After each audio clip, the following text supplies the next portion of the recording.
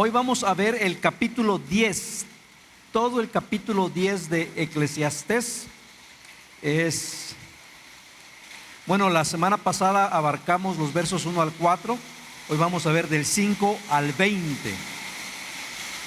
Eclesiastés 10 del 5 al 20. Y en esta sección vamos a ver, pareciera que al maestro no le inspira confianza a los que están en la cúspide.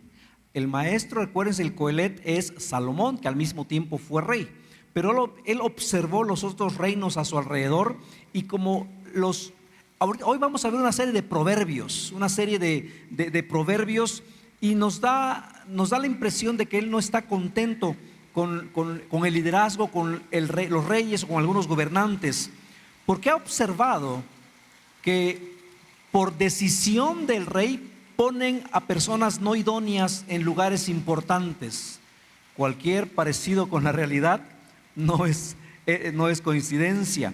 El maestro observa cómo ponen a personas que no son idóneas en lugares importantes, y una vez más nos habla con un realismo. No es ni cinismo, no es pesimismo, es la realidad de lo que él observa, y describe a quienes descuidan su trabajo, a quienes sufrirán las consecuencias por no actuar con sabiduría. Y esto creo que la mayoría de los adultos hemos experimentado esto en alguna ocasión.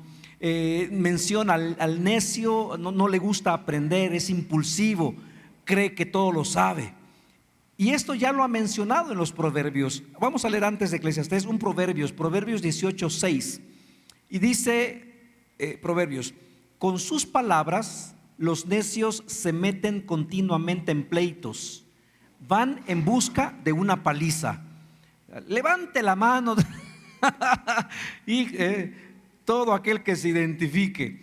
Entonces, como dijimos, se lanza contra los poderosos de la época, contra los reyes, y vamos a ver similitudes con la política y con autoridades de nuestros tiempos. Es más, México está en un proceso que en algunas áreas parecen buenas, pero después parece que no eran tan buenas, y es mucho de lo que dice ahora el maestro. La semana pasada vimos, recuerdan, uno de los últimos proverbios que vimos es que una mosca puede echar a perder un perfume, recuerdan. Pues ahora continúa con una serie de proverbios. Dirá de un hacha sin afilar, hablará de una casa que se cae en pedazos. Entonces en ocasiones lo leemos y como que lo veríamos como medio burlón o medio irónico, y parece que algunos proverbios no tienen conexión entre sí, pero en general es un mismo mensaje. Eclesiastés 10 versos 5 y 6 dice el maestro: he visto otro mal bajo el sol. Los reyes y gobernantes cometen un grave error cuando le otorgan gran autoridad a gente necia y asignan cargos inferiores a personas con capacidad comprobada. Está describiendo mucho de la gobernanza o de la política, ¿no? Es un error. El error en sí mismo no es malo. El error en sí mismo no es malo, porque no creo que algún gobernante, no pensaría que algún gobernante tenga la intención de, por así decirlo, de desgraciar a su país. No creo que algún gobernante van a querer sacar ventaja, sí. Van a querer aprovecharse, sí. Pero de ello a querer con maldad la desgracia de la población, no lo creo. Pero ponen a sus amigos en situaciones, en posiciones de gobierno, y quizá lo hacen con el deseo de ayudar a sus amigos, pero no por eso no quiere decir que no habrá consecuencias. El error que menciona el maestro es poner a gente que no reúne los requisitos para el puesto, y aquí ¿quién puede opinar lo contrario? Creo que estamos de acuerdo. La pregunta es: ¿lo vemos en una empresa? ¿Lo vemos en un negocio? ¿Lo vemos en el gobierno? Sí, se continúa viendo, y el maestro dice es un grave error. Personas que no tienen ningún mérito para ocupar el puesto, sino más bien es el capricho del gobernante, y por ese capricho, aunque tenga buena intención para ayudar a alguien, pues no va a poder evitar las consecuencias. Y toda buena intención o el valor de la sabiduría queda anulada por la consecuencia que produce quizá una decisión no con maldad. El maestro después nos dirá qué podemos hacer. Por ejemplo, en la historia, Calígula, un emperador romano, se enojó con el Senado. Y si recuerdan, él nombró cónsul a su caballo. O sea, actualmente no ponen cónsul al caballo, pero quizá ponen algún asno o algún... Bueno. Es un mal que sigue en la actualidad, ya sea una democracia o ya sea un gobierno autoritario. El problema de seleccionar a líderes sabios recae en todos. Si es simulado o no, no lo podemos saber, pero vamos a ver consecuencias de que la autoridad actúe así. Verso 7. Hasta he visto sirvientes cabalgar como príncipes y príncipes andar a pie como si fueran sirvientes. No está haciendo un juicio de valor. Lo que está haciendo el maestro solamente es cómo la estabilidad social se ha vuelto un caos y está al revés. Lo que el maestro menciona es una inestabilidad social que provoca el cambio.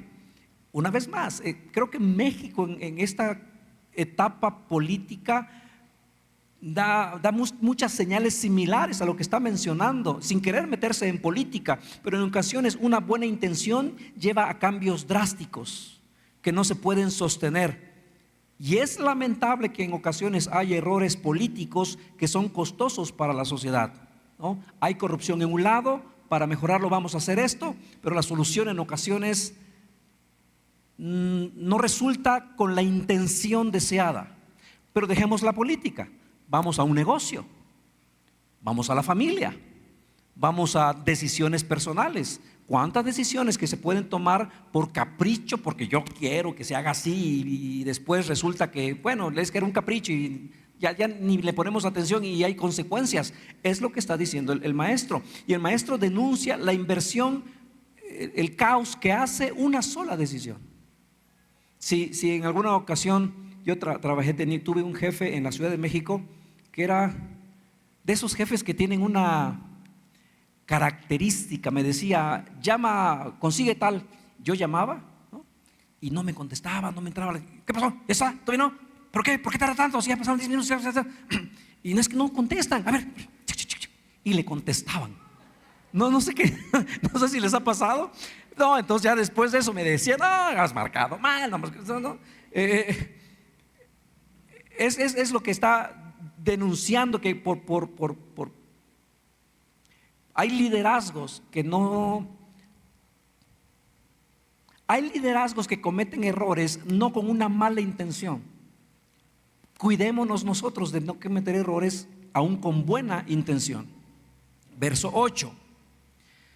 Cuando cavas un pozo, puedes caerte en él. Cuando derrumbas una pared vieja, puede morderte una serpiente. Ahora, estos proverbios, la traducción del original de cualquier idioma, la traducción poética y la traducción de un sentido figurado es bien complicado. Si quieres traducir un poema de cualquier idioma a otro, al ser un poema usan sentido figurado, en ocasiones tienes que ver cuál es el sentido para poder traducir, y estos proverbios son de difícil interpretación.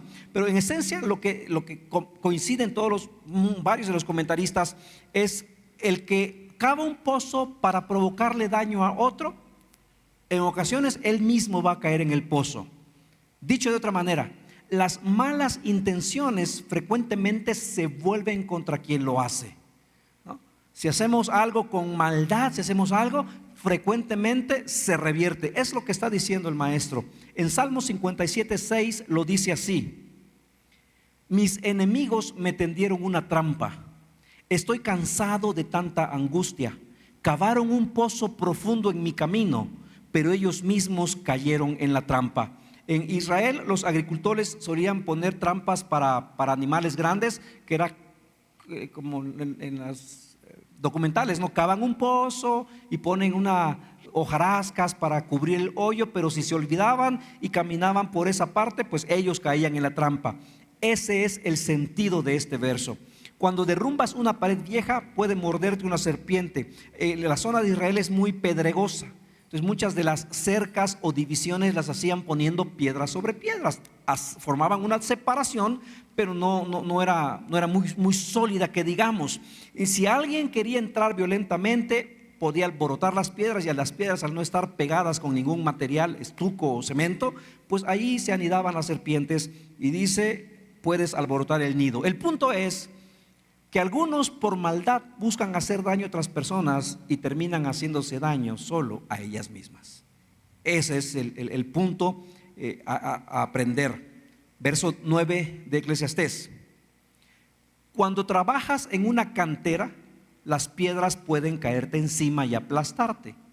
Cuando cortas leña, se corre peligro en cada golpe del hacha. Hace la descripción que todo trabajo tiene una implicación de riesgo. Todo trabajo son peligrosos. La Biblia legisla sobre este caso de ir a leñar con un hacha y si pasa un accidente. Es interesante. Deuteronomio 19:5 legisla sobre trabajos peligrosos. Dice Deuteronomio 19:5, por ejemplo, supongamos que una persona va con un vecino a cortar leña al bosque, y cuando uno de los dos levanta el hacha para cortar un árbol, la cabeza del hacha se desprende del mango y mata a la otra persona. En tales casos, el responsable de la muerte puede huir a una de las ciudades de refugio para vivir a salvo. Si han leído de las ciudades de refugio, es una historia, es una forma interesante de aplicar la ley en esa época. Había ciudades de refugio.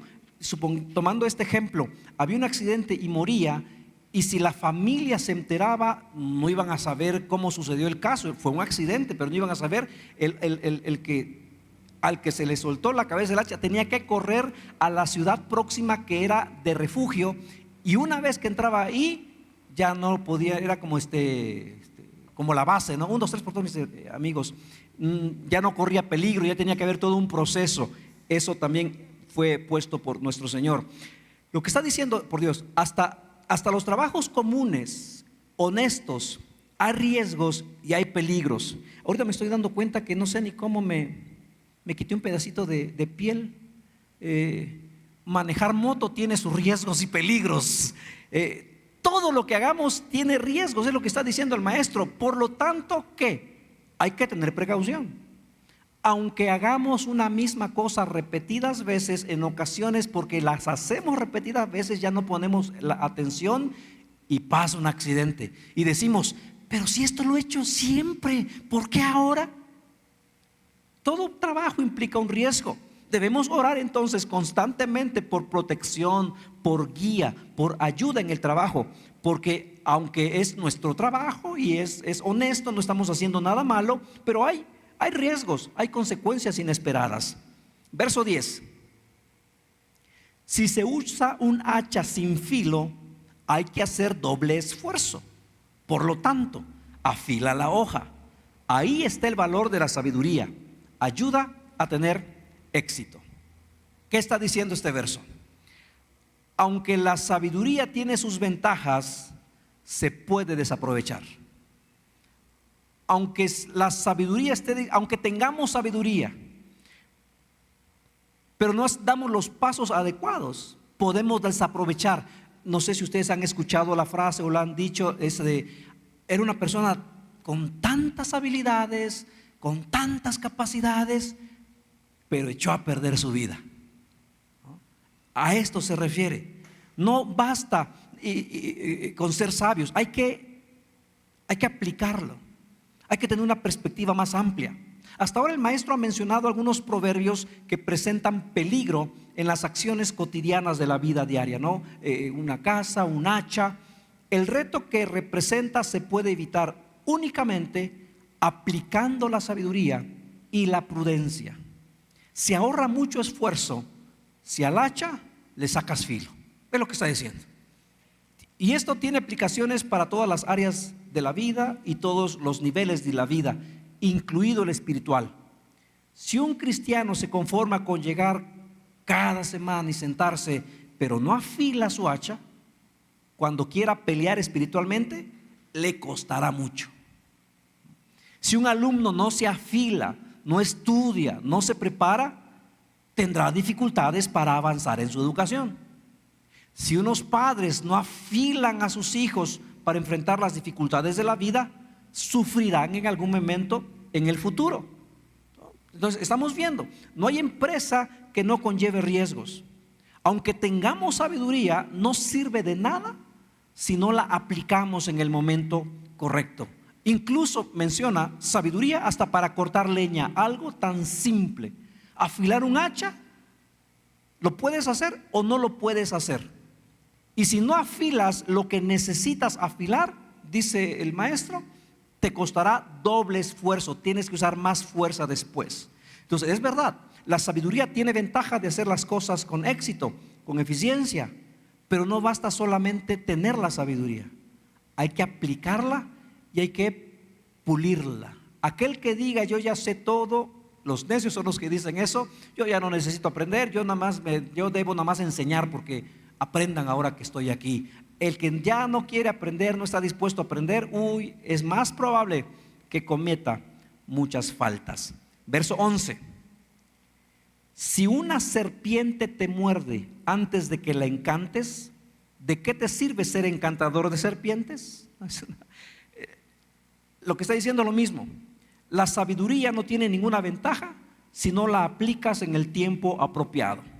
Lo que está diciendo el maestro es: la sabiduría es valiosa, sí es cierto, cuando se trata de tareas peligrosas o difíciles, pero si no la aplicas en el momento correcto, de nada te sirvió la sabiduría.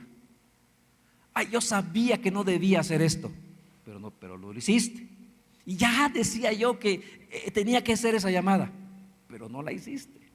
Es que tenía yo que ir ahora este día al médico, pero no fuiste. Es lo que está diciendo el maestro. Si sabes que hay algo que se debe hacer, hazlo, porque si no después habrá consecuencias. Y lo interesante es que la palabra que usa para decir encantador literalmente es amo de la lengua. Amo de la lengua. O sea, entonces, si lo tomamos así, lo que está diciendo es: cuidado con la lengua. No hables sin pensar. Si no controlas la lengua, vas a hablar y va a picar y después vas a querer decir, no, es que lo que quise decir. Y dice Salmo 143: su lengua pica como una serpiente, veneno de víbora gotea de sus labios. Y no piensen en nadie, con razón ahorita están pensando en alguien, ¿no? El maestro dice: debemos aprender a encantar, a controlar nuestra lengua antes de que muerda a alguien. Santiago 1:26 dice: si afirmas ser religioso, pero no controlas tu lengua, te engañas a ti mismo y tu religión no vale nada. La preparación adecuada, el momento oportuno, controlar, dominar. Este proverbio es similar al de ¿cómo es el dicho mexicano? ¿Ahogado el niño? ¿O cómo es? ¿O primero quieres tapar el pozo y después de ahogado el niño? Algo así, ¿no? Una vez de ahogado el niño vas a tapar el pozo, ¿no? Entonces lo que está diciendo, vas a encantar a la serpiente, pero te mordió. ¿De qué te sirve ser encantador de serpientes, no? Si uno quiere encantar a las serpientes, entonces debe saber que tiene ese poder. Dicho de otra forma, en nuestra vida diaria, si sé que me cuesta controlar, si me prendo rápido y voy a ir a una reunión donde va a haber discusión, pues me debo mentalizar: no voy a hablar, voy a decir sí nada más, no. Porque sé, y a la primera ya estoy, no, pero lo que se debe hacer es, hijo, ya, si no sabes encantar tus palabras, pues mejor no te la juegues de encantador de palabras, no te la juegues de... Es lo que está diciendo el maestro, ¿no? Eclesiastés 10:12 dice: las palabras sabias traen aprobación, pero a los necios sus propias palabras los destruyen. El tema en los libros sapiensales o de sabiduría, el tema de la palabra, de lo que se dice, es frecuente en estos libros. La palabra tiene un lugar privilegiado en toda sociedad. la palabra o el lenguaje escrito permitió el desarrollo de la civilización. Una vez que se dio la comunicación, permitió el desarrollo de las civilizaciones. Entonces el lenguaje hablado, la palabra escrita, tiene un lugar privilegiado. Entonces, hagamos buen uso de las palabras. La realidad es que no siempre es así. No siempre se hace un buen uso de las palabras. Entonces el maestro no exagera cuando dice: sus propias palabras los destruyen. Por palabras se han destruido relaciones, por palabras se han destruido relaciones padres-hijos, cónyuges, por palabras se ha terminado una sociedad, por palabras se han terminado amistades, por palabras han habido hasta pleitos internacionales, por palabras hay destrucción. En la semana pasada vimos que el sabio no siempre vive mejor. ¿Recuerdan que era un hombre que era sabio pero pobre, libró a su país y después se olvidaron de él? ¿Recuerdan? Eso vimos la semana pasada. Aunque benefició a la comunidad, aunque seas sabio, no necesariamente implica que vas a tener reconocimiento. Por eso en ocasiones estaba viendo un debate en un medio, un agnóstico, un ateo y un cristiano. Y en esencia lo que quiero decir es: el ateo era el que más gritaba y se imponía, y los otros hablaban y él decía, y no dejaba hablar, no dejaba hablar. Por palabras se pueden destruir relaciones. Hemos visto que en ocasiones aparentemente gana un debate el que más grita y no el que mejor expone un tema. Las personas sabias hablarán con amabilidad, con palabras apropiadas para cada ocasión. Proverbios 10:32 dice: los labios del justo hablan palabras provechosas, pero la boca de los malvados habla perversidad. Proverbios 25:11 dice: el consejo oportuno es precioso, como manzanas de oro en canasta de plata. Vemos los opuestos. El consejo del sabio, el que habla prudente, obtiene gracia y tienen tanto valor como manzanas de oro. Pero la boca de los malvados habla perversidad. En una conversación, el necio, el que no sabe encantar sus palabras, va de mal en peor. Empieza con una mentirita blanca y termina con una mentirota negra para cubrir las blancas anteriores. Lo vemos en la negación de Pedro. Podemos verlo en la negación de Pedro. ¿Recuerdan cuando negó a Jesús? Él simplemente empezó diciendo: no lo conozco. ¿Y cómo terminó? ¿Alguien recuerda? La palabra que usa la descripción es: terminó maldiciendo. No ponen qué dijo, nada más dicen, pero todos sabemos que pudo haber dicho: chamaca, ¿qué te pasa a ti? Yo no conozco ese, no sabemos qué dijo, pero empezó diciendo: no, yo no lo conozco. Pero la muchacha 3 veces insistió y una mentira empezó con una serie de maldiciones. Proverbios 10:19: hablar demasiado conduce al pecado. Sé prudente y mantén la boca cerrada. O sea, no solo le pasa a Pedro. Quizá deberíamos ponernos frente al espejo. Y la pregunta para todos es: ¿alguna vez hemos hablado de más con tal de quedarnos con la razón, de ganar la discusión, con tal de imponernos, ¿alguna vez hemos hablado de más?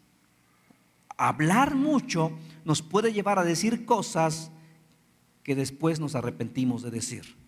Porque cuando empezamos a hablar, empieza la emoción y en ocasiones ya no se trata de aclarar el punto, sino de imponerse o de lastimar.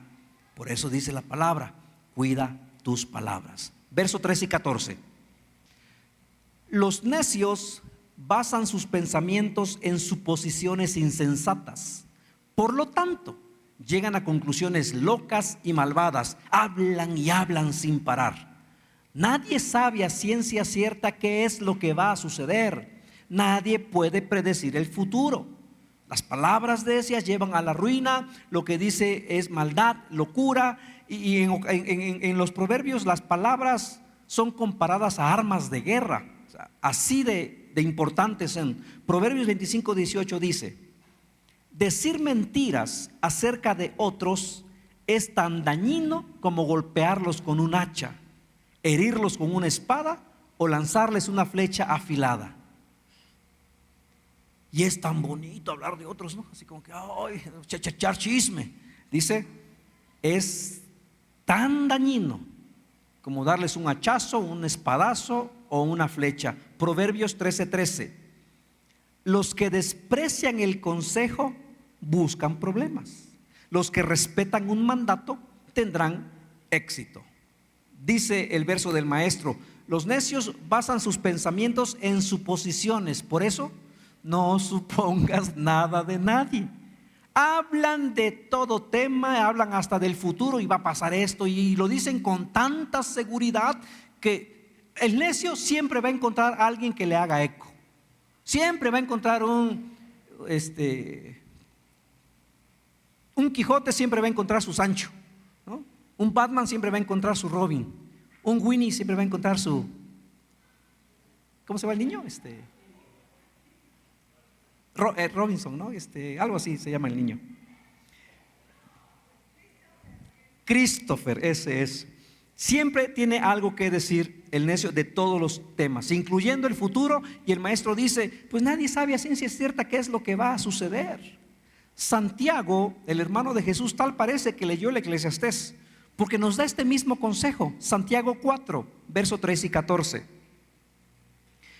Con respecto a hablar del futuro, dice Santiago 4: presten atención ustedes que dicen, hoy o mañana iremos a tal o cual ciudad y nos quedaremos un año, haremos negocio allí, ganaremos dinero. ¿Cómo saben qué será de su vida el día de mañana?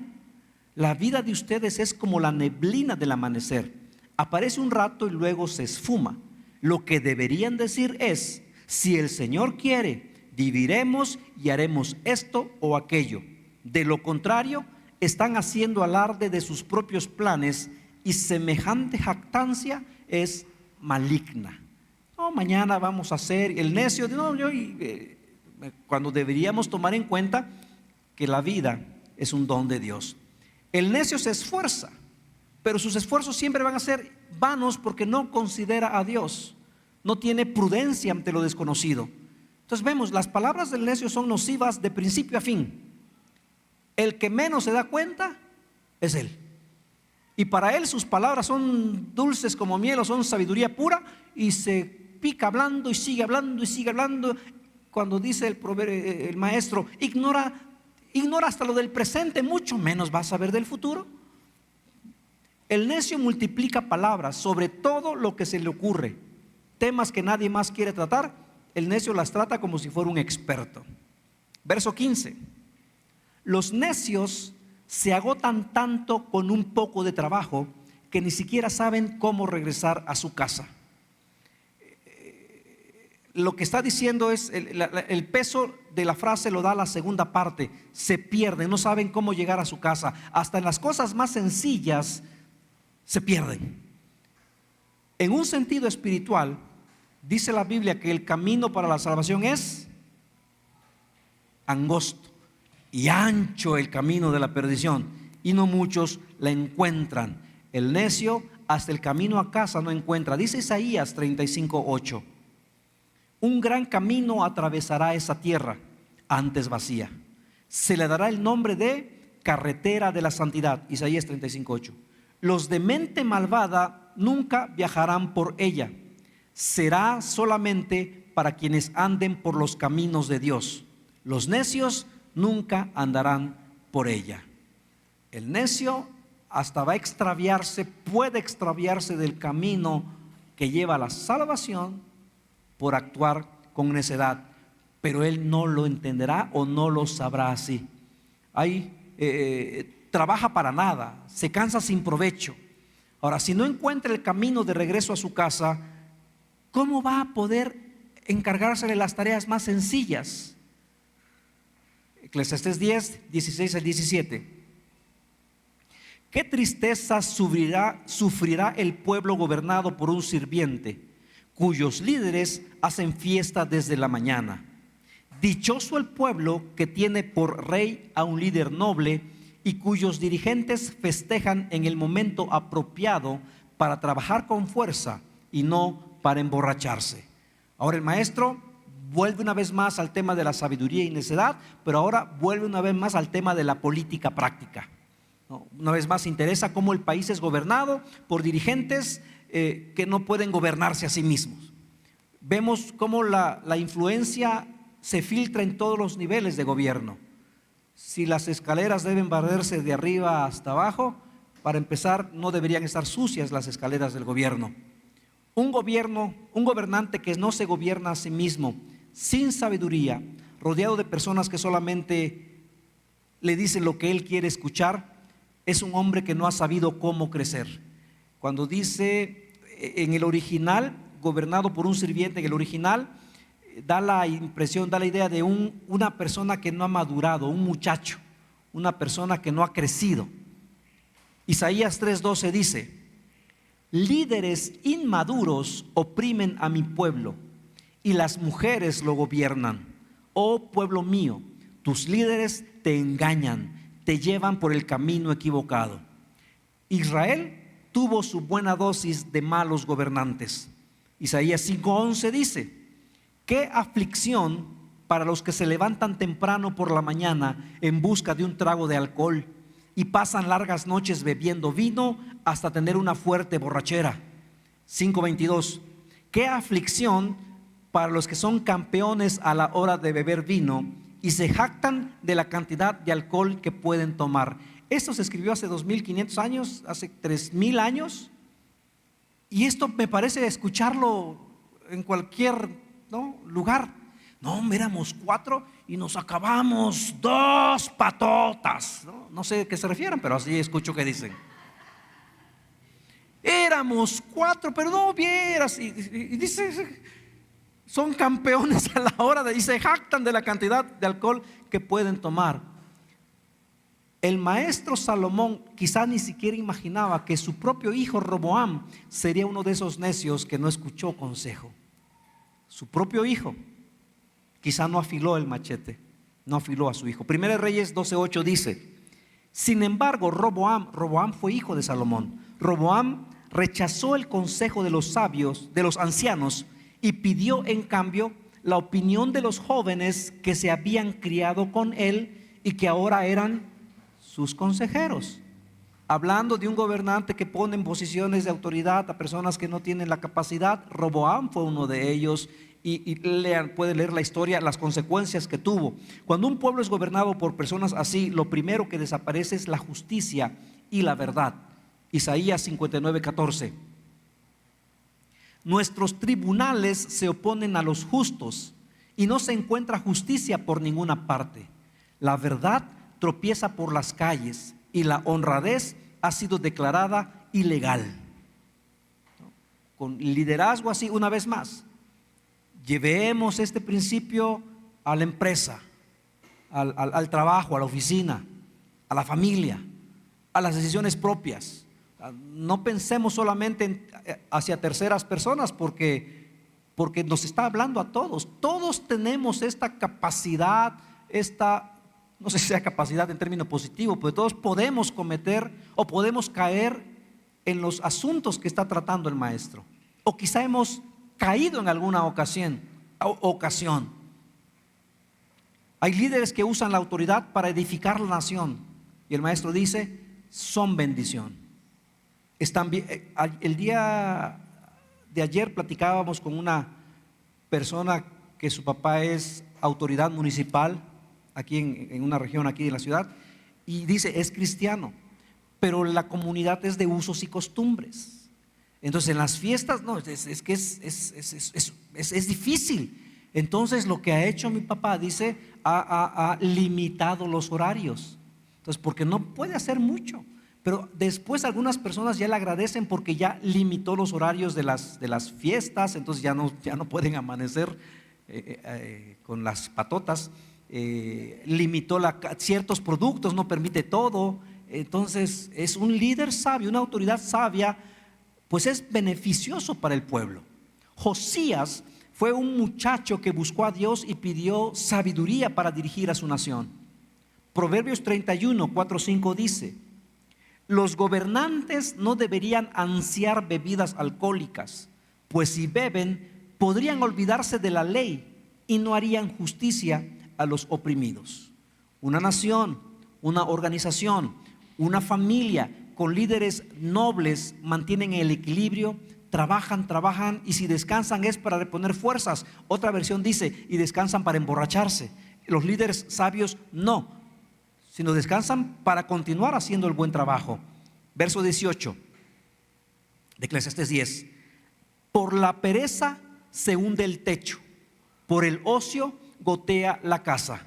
Lo que está diciendo es: la negligencia quizá no tenga consecuencias inmediatas, pero poco a poco se va a destruir.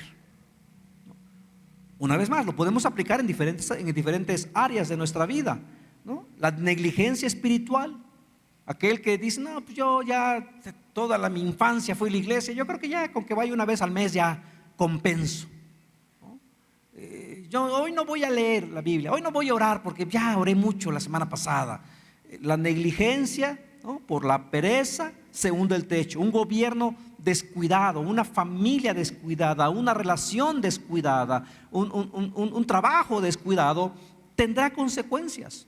El flojo, dice, ignora su responsabilidad y siempre encuentra otras personas que le hagan segunda.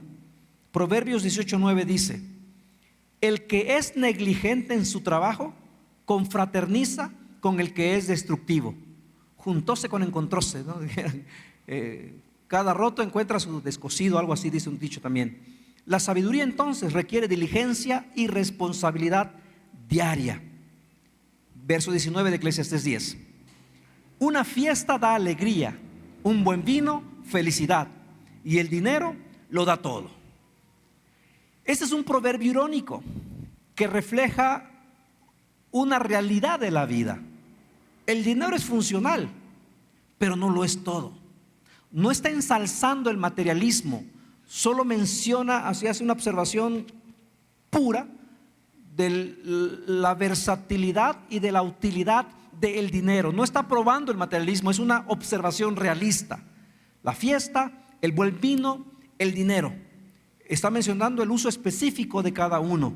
Y el más versátil de los tres, dice, es el dinero. Y el Señor Jesús enseñó algo parecido. Lucas 16:9: por eso les digo que se valgan de las riquezas mundanas para ganar amigos, a fin de que cuando éstas se acaben haya quienes los reciban a ustedes en las viviendas eternas. Hace mucho tiempo compartí de esto y creo que me dieron ganas de compartirlo una vez más, porque es un verso muy interesante acerca de las finanzas, acerca de la economía. Y si lo leemos así y no vemos el contexto o no hacemos exégesis, es ¿cómo las ganancias mundanas para ser amigos y después, si se me acaba el dinero, me reciban en lugares eternos? ¿A qué se refiere? No sé si les puso curiosidad, a mí sí. La fiesta y la bebida para fortalecer las relaciones, no para embriagarse. El abuso y exceso no lleva a nada.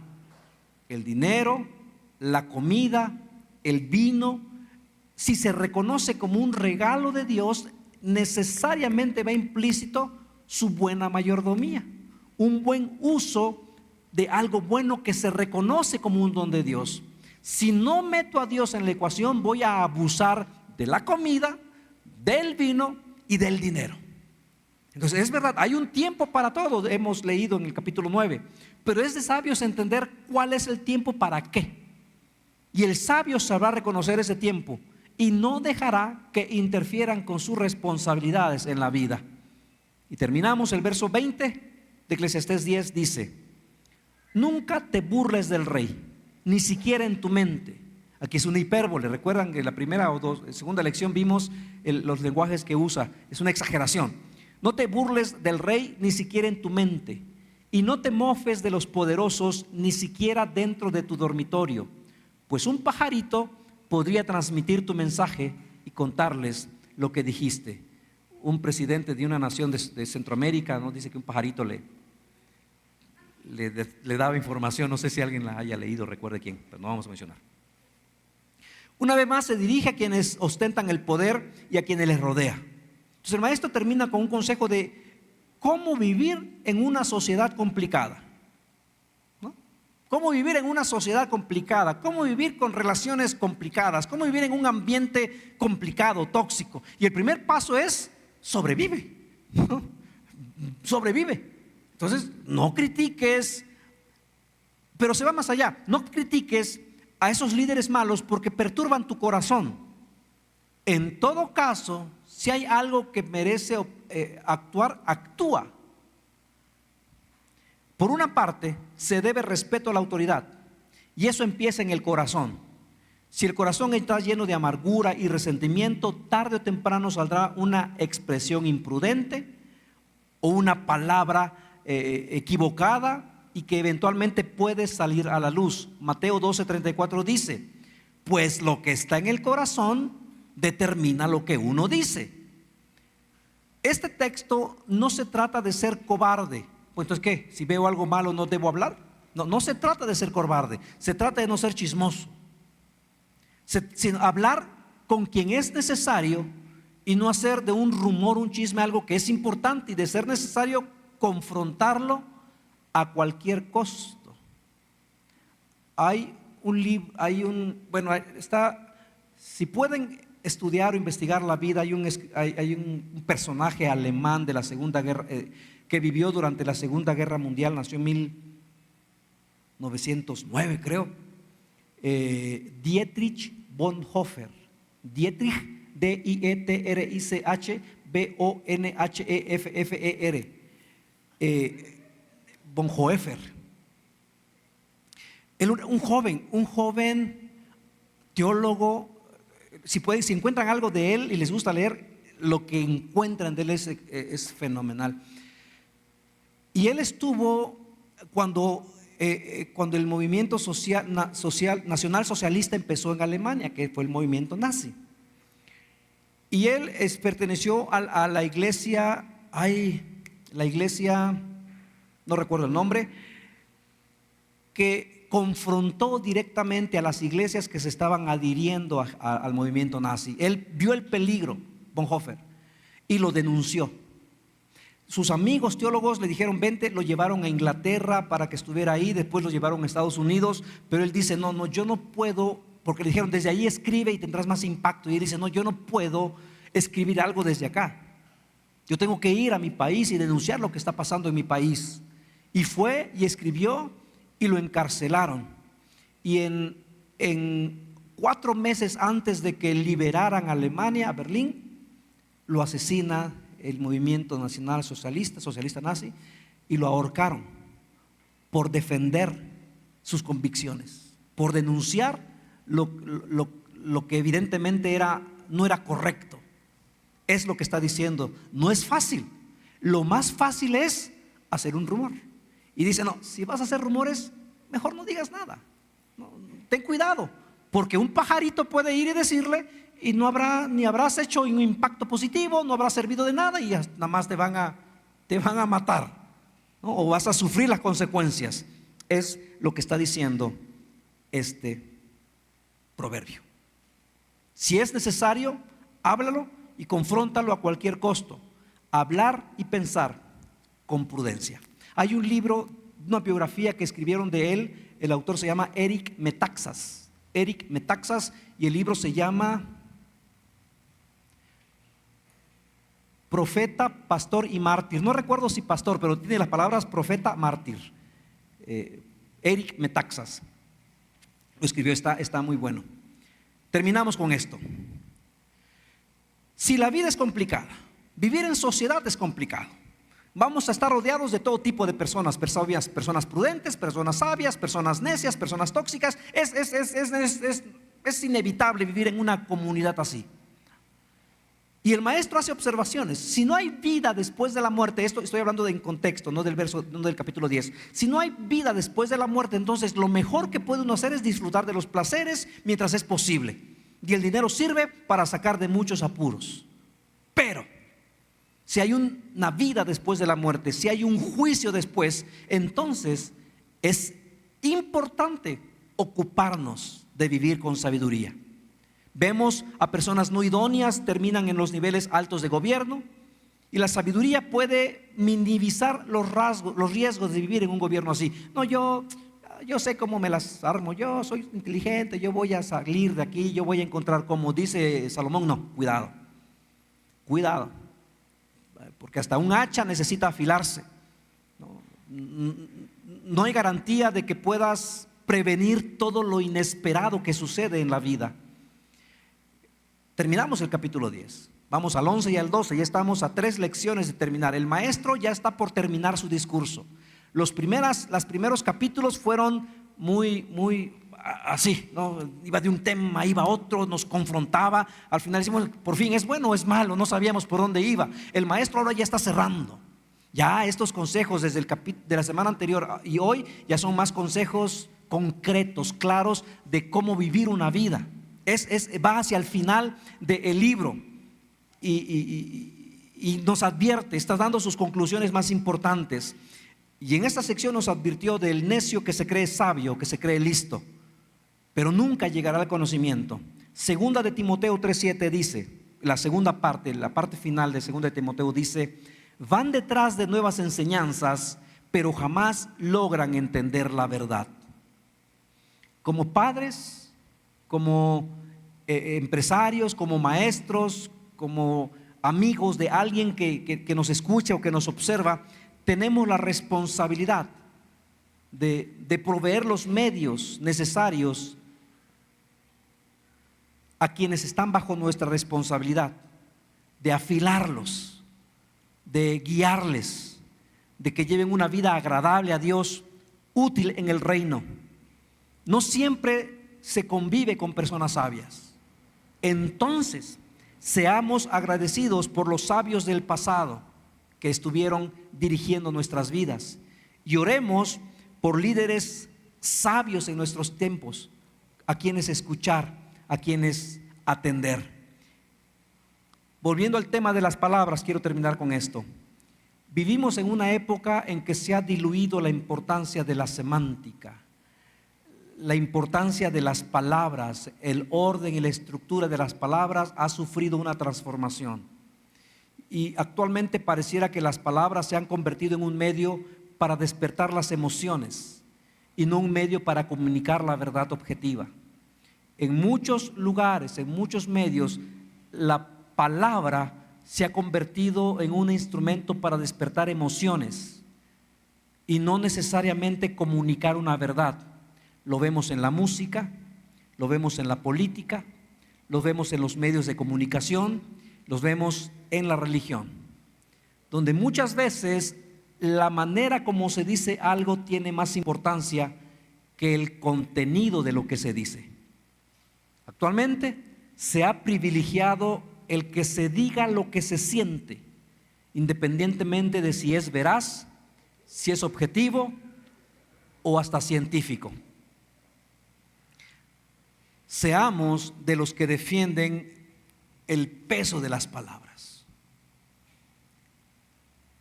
Escuchaba algo que yo pensé que era burla, pero me salió, de repente estaba uno scrolleando ahí, ¿no? Y me salió unas personas que están haciendo crítica de las canciones. Y más o menos dice así, voy a intentar no puedo ser textual porque no me acuerdo, pero más o menos decía así. Vean esto, y dice, una canción dice, pum, pum, pum, mami, mami, pum, pum, pum, pum, pum, pum, mami, mami, pum, pum. Y se la pasa así diciendo, y después dice Maite Perroni, no sé qué otros nombres menciona, y pum, pum, pum, mami, pum, pum, pum. Y dice, y lo sorprendente no es la letra, que era, en esencia esa era toda la letra. Autores, 8 autores tenía ahí. Y lo chequé y es veredicto, dijera aquel, es verdad. 8 autores para escribir una canción que dice pum, pum, mami, mami, pum, pum. Menciona 4 o 5 nombres propios y sigue con eso así. Y 8 autores. Se está devaluando el poder de las palabras. Se privilegia la emoción y que cada quien diga lo que siente, y no puedes confrontar si es verdad, si es objetivo o si es científico. Es más importante que se diga lo que se siente. debemos volver a darle la importancia a las palabras, porque por medio de palabras es como Dios creó el mundo y se ha revelado y continúa revelándose a través de su palabra. Así que hacemos bien al estudiar su palabra, haremos aún mejor al vivir su palabra, palabra de Dios. Vamos a orar.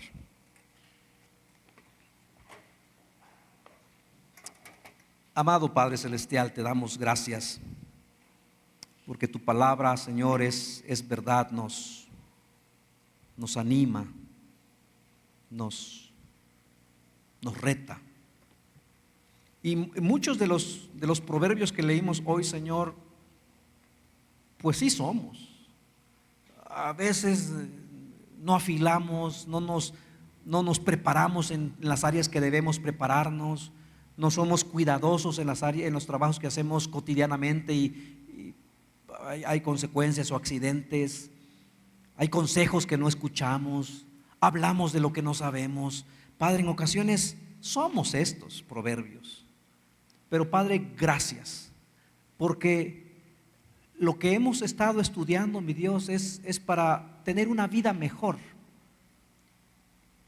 Y si alguien que no cree en Dios escucha estos temas, mi Dios, le ayudarán en la vida diaria porque son proverbios a vivir mejor. Pero será mejor aún, Señor, cuando lo leemos teniendo una relación contigo, porque entonces tenemos la promesa de que tu Espíritu Santo nos guiará cada día, nos ayudará cada día, nos empujará. Dice tu palabra que pongas en nosotros el querer como el hacer. Gracias, mi Dios, porque tenemos ese gran ayudador. Gracias, Señor, que podamos tener la sabiduría de diariamente pedir que tu Espíritu Santo nos llene, nos sature, hable por nosotros, piense con nosotros, escuche con nosotros, estudie con nosotros. Que podamos actuar de manera sabia, Señor, el resto de nuestras vidas. Gracias, mi Dios, por este grupo de hijos tuyos, que tú les bendigas, que tú les sostengas, que tú, Padre, escuches su petición y respondas al deseo de su corazón. En el nombre de Jesús, amén.